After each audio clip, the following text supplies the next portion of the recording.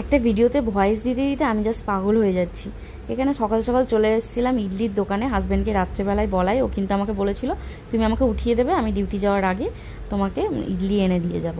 তারপরে সকাল সকাল ওকে উঠিয়ে দেওয়ায় ও বললো যে তুমিও চলো, একসাথেই যাব। তো আমাদের এখানে কেনাও হয়ে গেছে, আর আমরা যাচ্ছিলাম বাড়ির উদ্দেশ্যে।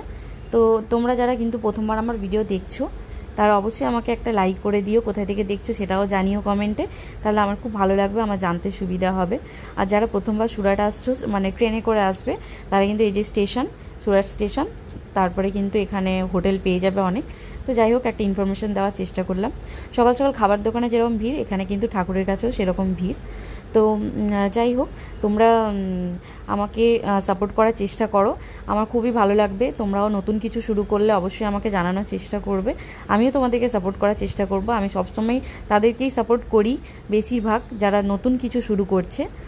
আর ভিডিওটা ভালো লাগলে অবশ্যই একটা লাইক করে দিও।